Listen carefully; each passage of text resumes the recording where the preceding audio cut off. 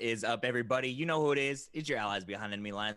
Ryan and Joy coming at you on this beautiful Friday before the draft, holding it down for all our Washington football fans out there. Check us out here on YouTube. Make sure you have that subscription button clicked. Ring that notification bell so as soon as we drop this heat, you are notified. You can find us anywhere you find your podcasts, Spotify, Google Podcasts, Apple Podcasts. You can also find us on SoundCloud, all by searching Allies Behind Enemy Lines.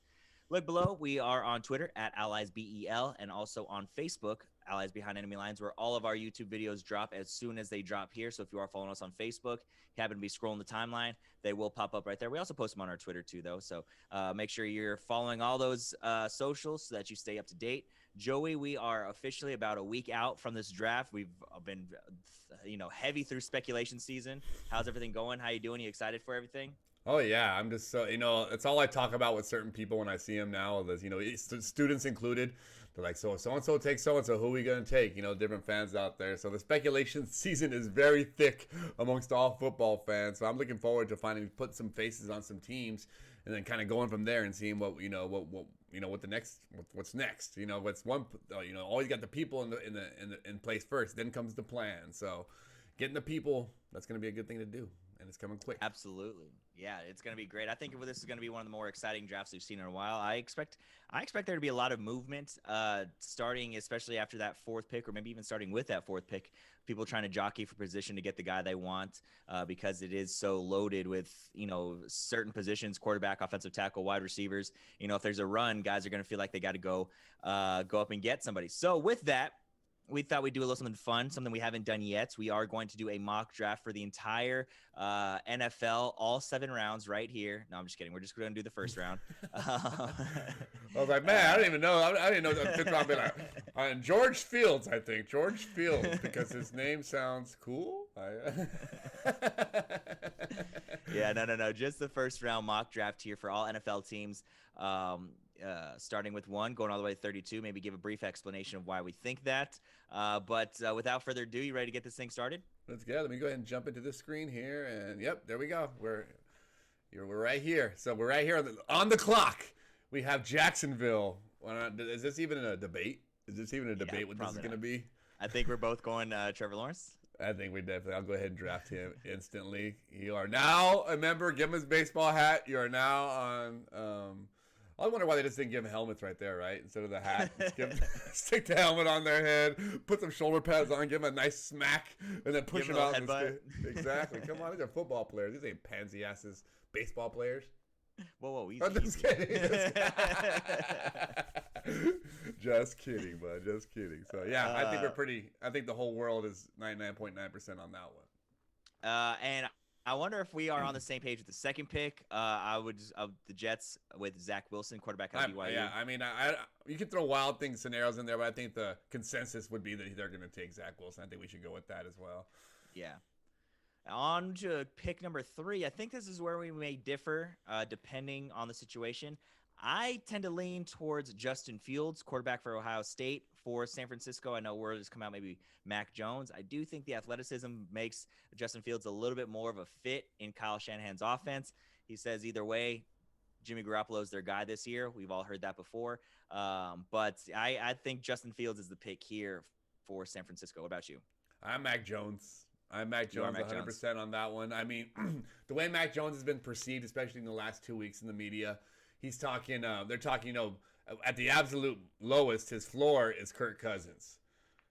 So I mean, if you're talking, that similarity right there, then his ceiling being, who knows, it'd be someone like Tom Brady or someone a great pocket passer in that regard. And I think Kyle Shanahan likes that idea a lot better than the unknown. I think Justin Fields just has too much unknown still. I mean, being from where he's coming from, I think is a big stigma. Ohio State quarterbacks never really finding a lot of success in the NFL. And then coming off of 2 years that he did well, but I mean, have we seen everything we've seen from Justin Fields? And is it enough? That's the one thing I don't know. And I think that as far as when you're trading up that far, you have to know in a sense. And I think that they really know what they're getting with someone like Mac Jones.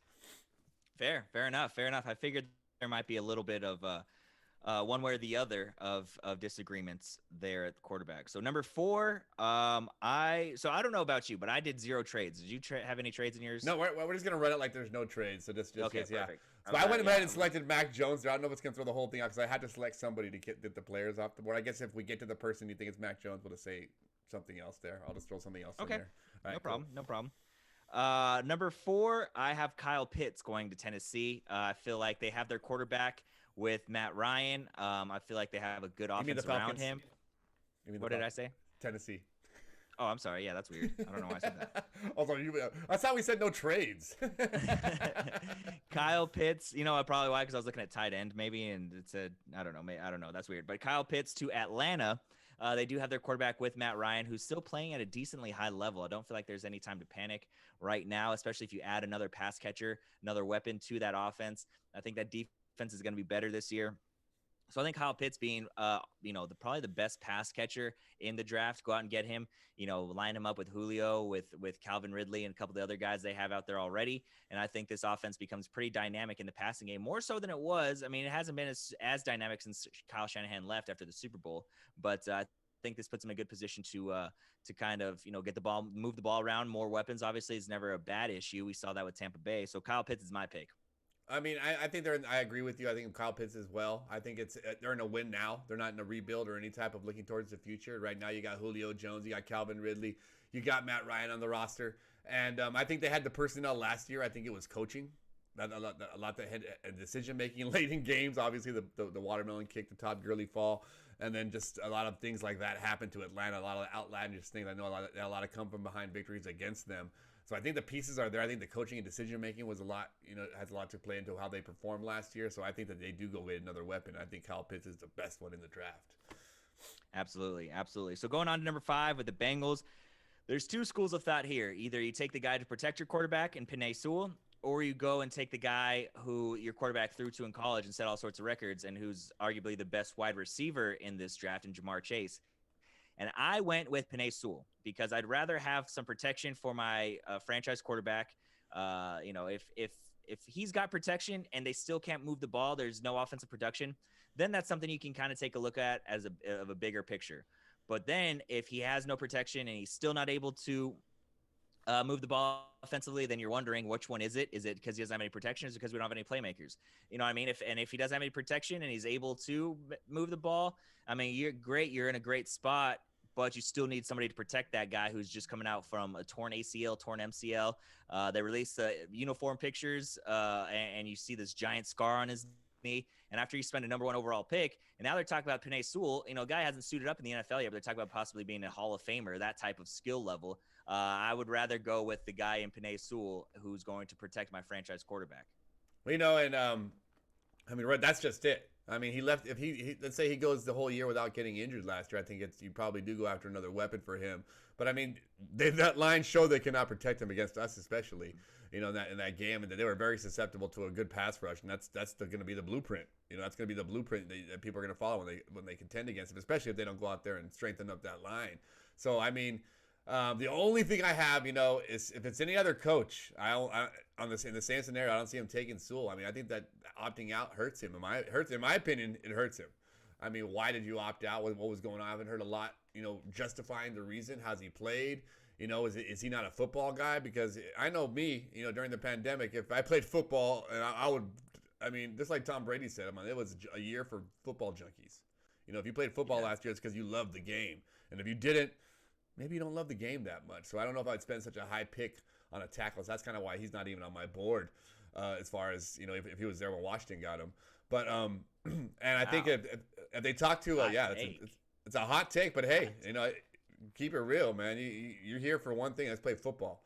And but if they do talk to Joe Burrow, what do you think about, who knows what that relationship is like with Jamar Chase? If it's like, man, I don't care about a line. Give me this guy and we're going to go to the playoffs. So if that's the only wild card I see going there. But I think you're right. The people with the higher ups that, that they're going to protect their investment more than anything are going to go get that tackle. Quick reminder, Jamar Chase was an opt-out as well. So, you got your choice of 2 guys there who didn't play. Neither would be on my team. Opt-outers, unless there's medical reasons behind there, which 100%, or injuries that you were nursing, then it's again, it's what are you doing with your time then? Sitting. I know me. I want to, anything could do to make myself better during the pandemic. That's what I did. You know what I mean? Whatever I could do within my power to get better at something. And you hear these guys, these stories, and you hear nothing behind why. Sometimes you do, and it's like, oh yeah, he had a sister with asthma or his mother's. You don't take chances in those situations, obviously. But if it's just like, I mean, what was there was no real tragedies for anyone playing football. You didn't hear about anything because of the pandemic. At the time, obviously, hindsight's 2020, but at the same time, you could see that as the season went on, that they knew what they were doing. And at the very end, I wouldn't mind staying out for the first couple games and seeing it's all right. What are you doing? Yeah, I could make the argument for Penei Sewell, though. The Pac-12 was the last conference to announce that they were going to play. They didn't even start till the end of October. They were only going to play 6 games. So, for a guy like him, I could make the argument that it's how the time's better spent training and trying to get better for the draft rather than playing 6 meaningless games, essentially, for Oregon. So, I think there's both sides to the argument there, but I definitely get what you're saying. And I've heard a lot of people echo the same thing of what you're saying of like, why do these guys opt out? What's the reason? Do they love the game? Things like that, which, sometimes I think could be unfair to ask, but it's definitely a question that could be raised. And I don't think there should be any pushback if it is. I mean, did he opt out this year? I mean, would you draft a guy with the possibility if they say there's a second breakout? Oh, we know he's not going to show up. Yeah. So I don't know. Yeah, no, it's tough. It's tough for sure. But going on to the 6th pick right now, we got Miami, and I take opt-out number 2. I take Ja'Marr Chase here for Miami. Yeah, I think that's I mean, I know that I work with a Dolphin fan, and he's in his head, he wants Kyle Pitts so bad. I mean, that's what he wants. He knows he needs that. But I'm going to go on the other side of the ball, again, for reasons, I think you have a coach like, I forget his name, Flores. Yeah, Flores, again, he wants football people out there. He looks at things like that. I don't see somebody like that landing on his team. And I think they go defense, and I like Micah Parsons right there. Interesting. Okay. That's an interesting pick. I actually have Micah Parsons going 7 to the Lions. But I'll give you that Chase one on that one since I took the last one. So we'll go ahead and throw Chase in there. Okay. All right. That's fair. That's fair. But yeah, I have Micah Parsons going to the Lions in the next pick, so that'll kind of throw things off just a little bit there for you. Not really, because I'll throw him in there because that's who I'll just throw him there, and then that way those 2 picks stay right there. They're both gone. Okay, then that's and the other argument I just flip them. I would just flip them. I would have Ja'Marr Chase going right there. So yeah, no, that's what I was gonna say. The other argument would be that the Lions definitely do need a wide receiver. They lose Kenny Golladay. They bring in Jared Goff, and they need somebody for him to throw to. So I think a wide receiver there. I was going back and forth between Micah Parsons and Jalen Waddle there. Obviously, like I said, I went with Micah Parsons, but I think Ja'Marr Chase. I think they'd be thrilled to have Ja'Marr Chase in Detroit as well. Moving on to pick 8, I think this is where we'll definitely start getting a little bit of pushback from each other. I have Jalen Waddle going here to 8 at 8 to Carolina. They bring in Sam Darnold. They lose Curtis Samuel. They do need some help defensively, but I think they still need a playmaker and a pass catcher, and I think Jalen Waddle is a great guy for that. They still have Robbie Anderson, a wide receiver, but they need a number 1, a bona fide number 1, and I think a guy of his caliber can be that number 1 here at number 8. I mean, that's again, it's one of those things is you don't know what they're thinking. Right. And if they're thinking Sam Darnold's their guy, which they have not signed, picked up his 5th-year option yet, contrary to what you might be reading, they have not guaranteed a deal to. They very much got for nothing, if you think about it. What I mean? Was it? It's late round picks. Definitely worth taking a chance on a former number 3 overall. And so if you're under the school of thought that they think they have their guy and they want to give him the best shot, then that obviously that Jalen Waddle pick makes a lot of sense. But if you're under a different school of thought that I'm kind of going with, is that for sure no matter what, that you're going to have this guy, Sam Darnold, play this year. I mean, that's pretty much, to me, it's almost a done deal unless he gets hurt. So for sure, if you draft a quarterback, he's going to sit for a year. And of the quarterbacks, I think that has the highest ceiling, that has the most to learn from developing, I'm going to go Trey Lance right here. I think Trey Lance goes to Carolina. All right. And see, and that I was kind of perplexed there as well of should I go quarterback here, should I not? So I like that pick there. So we can go ahead and put Trey Lance there at quarterback. All Because right. I wasn't super thrilled with that Jalen Waddle pick. I just kind of felt like a need there. And best player available. Now I do have Trey Lance going number 9 to the Broncos because they do need a quarterback. The Drew Lock experiment, just didn't work out as some of us could have expected. Some of us thought he was the next John Elway. I have not given up anything on Drew Lock. I still, I think they think they need to pick a quarterback, obviously, but I think that they might pick, Justin Fields right here. So I think we both have him getting a quarterback, but I think Justin Fields, I think our Trey Lance is already going to be gone, obviously. But if he's not, I think Trey Lance will go here as well. Okay, so go ahead. Yeah, so go ahead and plug Justin Fields in there. So we both have a quarterback there. So Justin Fields is the pick there. Pick number 10 here with the ultimate enemy, the Dallas Cowboys. The opposite of our ally. Where we're behind they were behind their lines. Yeah, we are behind their lines. If you are unfamiliar with this show, I have them taking Patrick Surtain II at corner. I think you have to.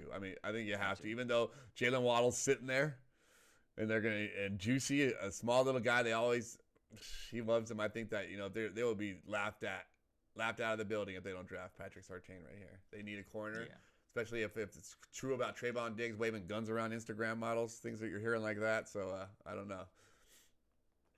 Absolutely. Moving on to pick number 11 real quick. I have Rashaan Slater, tackle out of Northwestern.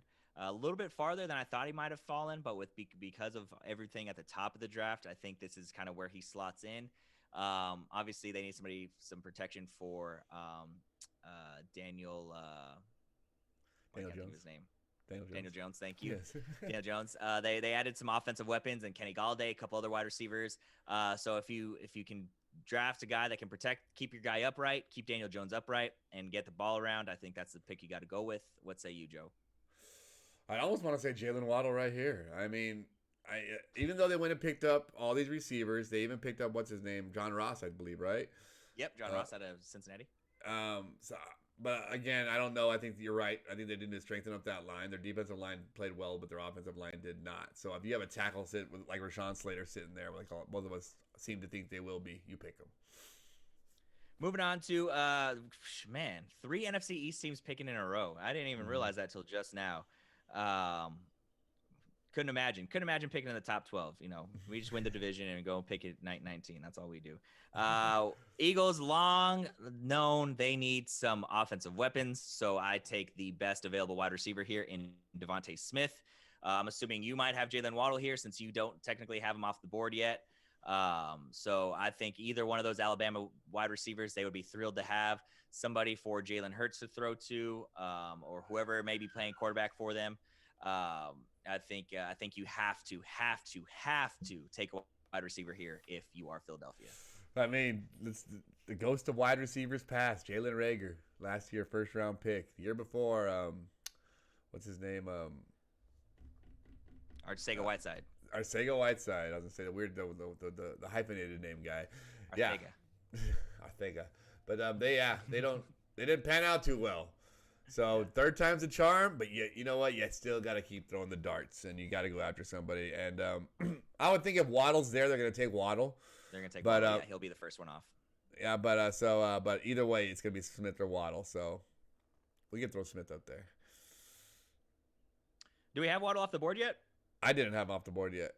Okay, then put Waddle there. I think Waddle would be, if the two of if they're still there, we'll take. Well, no, I can't do it. I already put it on there. So we'll just have to put Waddle. We'll put Waddle where we would put Smith. No problem. Number 13. So I got to admit, when I was doing my mock draft, I was doing it a little unfairly because I want, obviously, Christian Darrisaw to fall to 19. But I think this is where he gets picked ultimately, is number 13. They need some offensive help. I plugged in Tevin Jenkins for my mock draft. Don't think that's going to be the case. I think it's going to be Christian Darrisaw. I don't think he slips past the Chargers who need offensive line help to help protect their top pick and their biggest investment last year in Justin Herbert, who had a fantastic rookie year. But unfortunately, I do think that it is Christian Darrisaw here at number 13. Yeah, I think that you're exactly right. I mean, they got good wide receivers. They got a solid defense. They definitely need to keep that quarterback upright. Number 14, I have Minnesota here taking J.C. Horn, arguably the best corner. You know, he could go one way or the other with Patrick Surtain. They need a little safety help, or excuse me, a little secondary help. Obviously, they're loaded right now on offense. I say they're loaded, but they move the ball. They have good offensive weapons. Obviously, with Justin Jefferson, Adam Thielen, Dalvin Cook. If only they could find a quarterback to throw the ball to those guys and not throw it to the other team. Had to get that in there. So I go with JC Horn. I like that. Yeah, I see what you did there. So I go with JC Horn here, corner back from no, that's Caleb Farley. Where's JC Horn out of? South Carolina. South Carolina. I would almost be. I mean, I agree with you. They do need help on defense, but I almost be more prone to say edge rusher here, and Jalen Phillips out of Miami. But I mean, I can definitely see either way. It's going to be a defensive player. So I like. Go Jalen Phillips. Go Jalen Phillips. You go Jalen Phillips. All right, let's go Jalen Phillips out of Miami. All right. So number 15 here, we have the New England Patriots, and this is where I had them taking Mac Jones. Obviously, you already have Mac Jones off. We also have all the quarterbacks off the board already. So I will defer to you and have you pick this next number 15 pick for the New England Patriots. Jalen, it's going to be Devontae Smith. It's got to be Devontae. It made perfect sense to me if you think about it. Another Alabama guy. And, yeah, I mean, they do. Yeah, they do. Yep. Okay, Edelman's retired. They got 2 tight ends. They really don't have a wide receiver. This is a playmaker that's going to instantly come and make an impact. And, I think a lot of people see them jumping up and grabbing a quarterback, and I think that it's a strong possibility since we're not doing trades, and if they are right here, I think they take a wide receiver, and they take Devontae Smith. Yeah, no, I think that's a great pick. I think that's a great pick there. Number 16, I have the Cardinals taking Caleb Farley, corner out of Virginia Tech. But if JC Horn is still on the board, that's who they take instead. So we'll go JC Horn, number 16. I actually have ranked Farley ahead of JC Horn. I just think this because the only issue is because Farley's coming off an injury. He's coming off of a couple injuries, and so that's why he's sliding down boards a little bit. He's a beast. He's 6'3". He's really good. I saw an interview with him the other day, and he put it down. They said, so, he's talking about other corners, and he was talking about, like, well, I've looked at every cornerback in the draft, obviously. I think I'm the best corner, and the reason why is because everything everybody else has put on tape, so have I. But there's stuff that I've put on tape that I haven't done, and only I think I can do. And I was like, well, that's kind of true. That to me means a higher ceiling, and so that's the only reason I bump. I still think that Surtain's above him. You really can't argue that point. But I think here you might do a little bit. But I'll go ahead and go with Horn. JC Horn there at 16. Okay, so number 17, Las Vegas Raiders. Wow, throwback. So I have them taking Christian Barmore, interior defensive lineman, defensive tackle. Their offensive line was decent, was pretty good. But I just feel like at this point, at this slot, they took not Dexter Lawrence. Was it Dexter Lawrence? Oh man, I forget. He's out of Clemson. Took him number 4 overall 2 years ago, a year or two ago. I think it was Dexter Lawrence. Maybe the Giants took Dexter Lawrence. Why can't I think of who it is? Anyway, so they took him a little bit earlier than they should have. But he's been fine. It's just he wasn't worth a 4th or 5th pick, wherever it was, 6 or 7, somewhere around there. But I have them taking Christian Barmore, defensive lineman, out here at the number 17 pick. And I think a lot of the mock drafts, this is where Jock leaves and goes to the Raiders. And I'm trying to look up this draft pick really here for you real fast.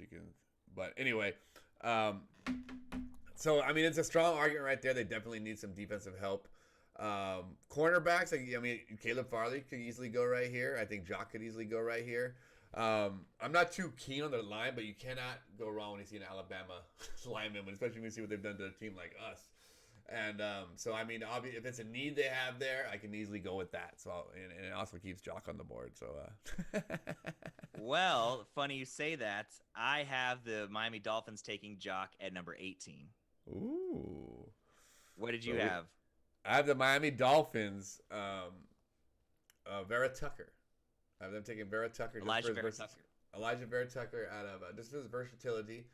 But I haven't heard. I mean, they I guess they do still have they didn't re-sign Calvin. He went back to the Patriots. So they do need linebacker help as well.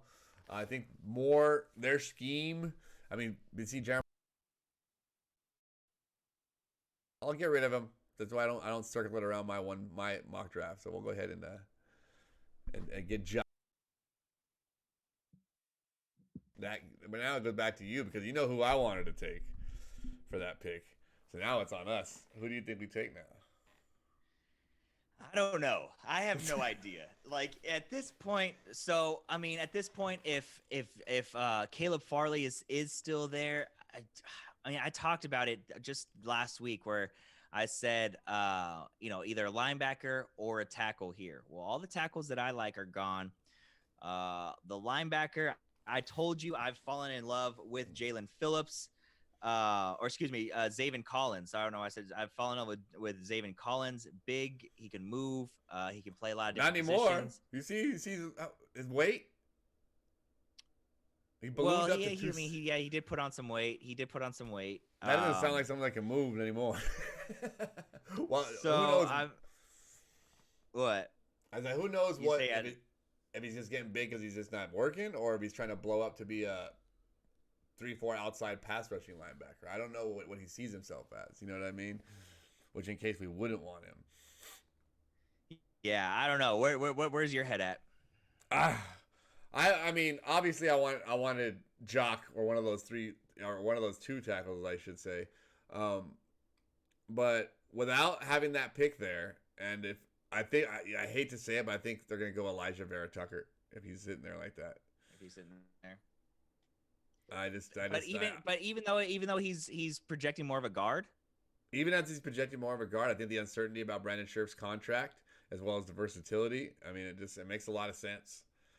And if it falls to us, right, I hate to. Neither of us want to say it or see it, but if the cards are dealt this way, and this is where we are, and we haven't traded up, then I think that's what happens. Yeah.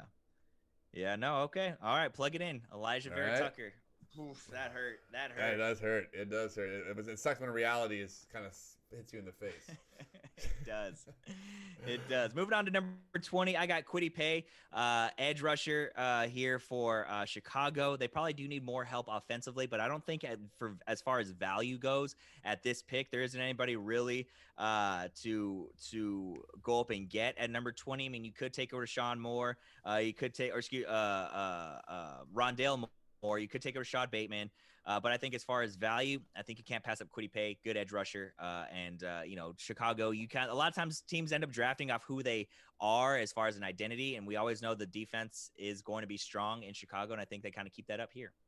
Yeah, I think that, they're just going to try to get a couple pieces in place here because they're not getting their quarterback. They kind of have a bridge quarterback going there. So I think a defensive, strengthening that defense is always good. So I'll go with what you got. Okay. Now, number 21 here with the Colts. This is where I have Zaven Collins going. Again, a versatile linebacker, guy that can do a lot. Hopefully, I mean, we'll see how he handles his weight. Maybe he loses it before training camp. Like I said, maybe he's trying to beef up a little bit. But this is where I had Zaven Collins going, number 21 to the Colts. What say you? I mean, I think if Caleb Farley's still sitting there, you have to draft him at this point. Yeah, that's right. I think even the Bears, I wanted to say with the Bears as well, that they might go ahead and grab him. But I just think that I don't know. I think they always go after these pass rushers, and they're more of a plug and play on the cornerbacks. So I would say, I think right here, Caleb Farley would have to. They need a corner always. Yeah. So I'd say Caleb Farley. Okay, no problem. Yeah, so go ahead and plug him in there. All right. So here at number 22, this is where I had Jalen Phillips going. So we were big time different on where we thought he might go. So I would say that the Titans would still like an edge rusher after losing Jadeveon Clowney, and they can go Azeez Ojulari, another edge rusher. Again, another one of these top guys. As you can see, I think there's going to be a late run on edge rushers. 20 to 25 range of guys trying to get their edge rusher, because there just really isn't any top tier ones this season. Like we saw last year with Chase Young. We've seen with Myles Garrett, the Bosa brothers, guys like that. Where there's a lot of value at the top of the draft for these edge rushers. It's just not in it this season for whatever reason. So that's, like I said, I had Jalen Phillips going here. You can make the switch to Azeez Ojulari. I could also see them going maybe Jamin Davis from Kentucky, linebacker. What's your input here? I think that, I mean, obviously Damon Collins could be in play as well. Yeah. I think the edge rusher, I think you hit the nail on the head. I think they tried with Jadeveon Clowney, you know, it didn't work, you know, so they definitely need to get somebody in there that they can dominate. So I like the pick. I'll take that one. Azeez. We'll go Azeez. So I actually had Azeez going 23rd to the Jets. My next two picks with Azeez Ojulari and Elijah Vera Tucker are both off the board, so I will defer to you. Maybe give you some pushback on this Jets pick. Where do you think they go here? I think they could either go Rashad Bateman. They could go running back with Najee Harris. I think they could get some weapons around Zach Wilson. You know, obviously, when you get your quarterback in there, you need to get some weapons. So I think that a good running back, someone like maybe even Etienne. You know, Travis Etienne. You know, I think a versatile back that can play all three downs more. You know, that Najee's more of a one-dimensional in my opinion. So I think that, you know, it's kind of a far reach, you know, as far as rankings, but I think that Travis Etienne would be a perfect fit for a young quarterback, young versatile running back. You know, it's almost like a Dak Prescott, Ezekiel Elliott situation. Yeah, that's an interesting pick. I do like ATN quite a bit. I do think I don't know if he goes in the first round. I think Najee Harris is the only first round running back taken. I do like the Rashad Bateman pick though. If you would rather go, if you want to go there, if you haven't plugged it in already, let's go Rashad Bateman for the Jets. All right, weapons for Zach Wilson. Like it. Yeah. All right. Number 24. Again, here I had Elijah Vera Tucker going to the Steelers because they really need a lot of offensive line help. Another pick you could maybe go with is Samuel Cosmi out of Texas, offensive tackle. You could go Alex Leatherwood, tackle out of Alabama. What was your pick here? I think Najee Harris. I think a running back. I think the Steelers, you know, with the departure of James Conner, and that's kind of like the one piece missing from that offense. You know, their defense is really strong. That offensive line always plays good enough. Big Ben's coming back. I think that you need that power running, and he fits that style of you know the Steelers that pound the ball. I like Najee Harris here. Okay, that's fine. That's fine. Go for it. Go for it. I'll defer to you there. All right. Number 25 here with Jacksonville. You get your quarterback number 1. What do you do with your second first round pick? I think you get a tackle. I went with Alex Leatherwood here out of Alabama, offensive tackle to protect your huge investment, the guy that's supposed to lead your franchise for the next 20 years or whatever it may be. You know, this is where you can see other wide receivers go, possibly Etienne, running backs. They got a good guy last year. What's his name out of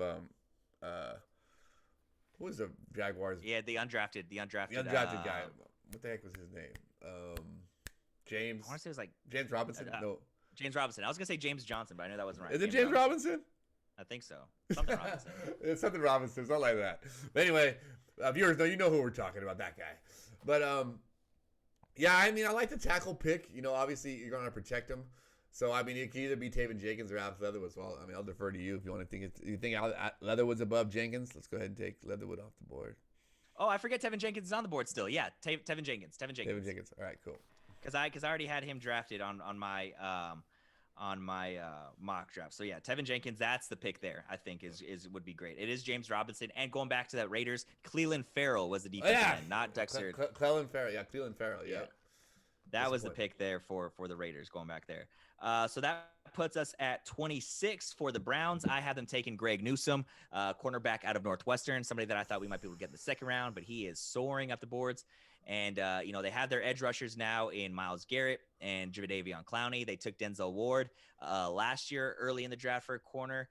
So I think they go corner yet again. And that's kind of the stuff I've been talking. I have one of my really good friends is a Browns fan.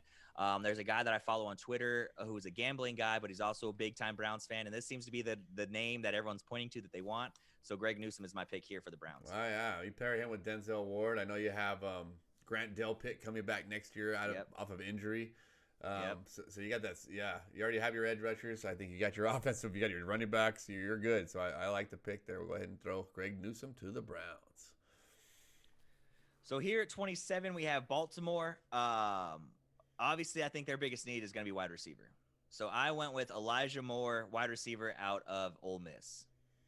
I mean, you can make an argument for a lot of different pieces here. I mean, still the uncertainty: are they going to trade Orlando Brown?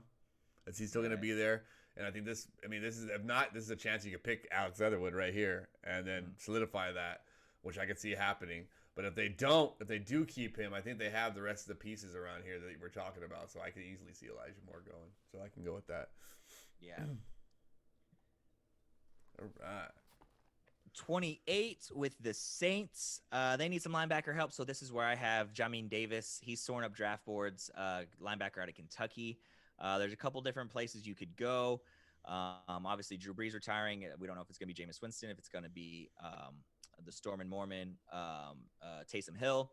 It could be a combination of both. Obviously, they have can't guard Mike, slant king, slant god.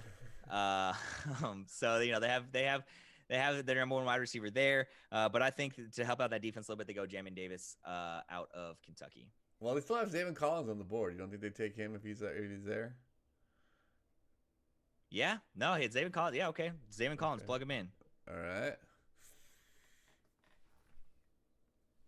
Number 29, this is where I have Rashad Bateman going to Green Bay. We all know they need wide receiver help outside of Devontae Adams. Rashad Bateman, best wide receiver left on the board. That's who I have going here, wide receiver out of Minnesota. We had him go to the Jets at 23. Oh, we did. Okay, then let's plug in Rondell Moore there. We have him. Oh yeah, Rondell Moore. We still have him on the board. Running back out of Purdue. Wide receiver out of Purdue. What did I say? You have him going over Kadarius Toney? Yes. Okay, cool. Just making sure. All right. I think that's a weapon too. Obviously, don't need running backs. Got that signed up. So it's either going to be, let's also have Terrence Marshall out there. You have Kadarius Toney, but I think you need somebody quick. You have big guys already. Like you got that. Yeah. All right. So number 30 at the Bills, this is where I had Najee Harris, kind of the big body, the guy that can run in the cold, the guy that's going to wear down defenses in the cold weather late this season, just run through your face over and over and over again, a la Marshawn Lynch. But obviously we had him. Did we have him come off the board already? Nope. He's still – oh, no. Najee Harris, yes, he went to Alabama. I mean, to Alabama. Yes, he did go to the Steelers. Steelers. Okay, so I'll defer to you here, Najee Harris. I mean, Travis Etienne could be a pick here. I just don't know if his game translates to the cold. He is more of a pass catcher. He's not going to run between the tackles. He's going to bounce outside the tackles. He has the ability to run inside the tackles, but he's more of an outside guy, speed guy, 3-down back. But I will defer to you here and see what you got. I think we can go lineman here and go Alex Leatherwood. Protection for Josh Allen. He's sitting there. I think you got to get him. Go for it. Let's do it. All right. 31. And then 31, Kansas City's like, why did you take the tackle we needed? True, but I do have a tackle going here, and that is Samuel Cosmi, tackle out of Texas. Obviously, they lose Mitchell Schwartz and need to fill that hole immediately. We saw how bad that offensive line was without any of their starters in the AFC Championship game, so I think you got to address it immediately, and I go with Samuel Cosmi, tackle out of Texas. What say you? I can agree with that. I mean, who knows? Leatherwood still might be there, and if that's the case, they take him. But I agree with the pick, so we can go ahead and jump on the next one, which would be the tackle out of Texas. And finally, number 32, wrapping it up with the Bucks. This is a guy that I'm actually surprised and probably should have gone a little bit earlier. Edge rusher Jason Owe. He's the defensive end out of Penn State. Also very, very good, athletic, long, lanky. So I have him going here to Tampa Bay, who's returning all 22 starters from that Super Bowl team. Never been done before. So, you're probably drafting for depth. Maybe you're drafting a starter here. But that's who I have going, Jason Owe. A lethal weapon to add to that defense, those linebackers already. And I'm assuming they are bringing back Ndamukong Suh if they're bringing back all 22 starters. And so that's who I have going here. Any pushback or any? No, not at all. I mean, a lot of people have him going halfway through the first round. Yeah, I know. That's what I mean. That was a swing and a miss on our part, but because he wasn't down here until 32. But he's probably going to go in that 20, that maybe 18 to like 27 range. All right, there we go, guys. So as you can see at home, as I scroll down, you can see all the picks in order again. If you missed any of them, Yeah, it's a pretty different draft. I think that, it's a lot different than a lot of the mock drafts I've seen. But hey, it's speculation season. So I think that, we did some pretty good picks here. I mean, we had all the quarterbacks in the top 10 gone. Yeah. Which is, that's pretty crazy. So good job. I don't even know if we have time now to go to our update. Well, you know what we'll do. So the plan was to go through this, then we're gonna do an updated mock draft of Washington football team. What we will do is we'll put out a special Thursday episode before the draft next week of the final mock draft for Washington football team, for the Washington football team. And that way we have it out before the draft starts. You can listen to it, you can watch it, you can enjoy it and see how incredibly right we are, how incredibly wrong and dumb we are, or probably where we actually fall, somewhere right in the middle. We'll be smart on our way of thinking. And I think that a lot of the things that we go with, we're just not saying it right. We usually have the wrong thought, but a lot of the times we get mixed in with what we want. And just like that Elijah Vera Tucker, like neither of us have been saying that. And this just looks how it just fell right into our freaking lap. And I think a lot of that's probably going to happen to us. I agree. And if that happens, that's when you trade back. That's when you trade back right there, I think. But we will see. That'll do it for us here. Again, you can find us here on YouTube at Allies Behind Enemy Lines. Hit that subscription button, ring that notification bell. Make sure you subscribe, like, rate, review on anywhere you can find your podcast, Spotify, Google, Apple. Find us on SoundCloud. Go to our Twitter, hit the link so you can buy your own Allies Behind Enemy Lines merch. Let everybody know who you're rocking with, who you're riding with, and who's got your back. We're holding it down for you guys here behind enemy lines in Cowboys territory. For Joey, I'm Ryan. Thanks for listening. Thanks for watching. Y'all have a great week.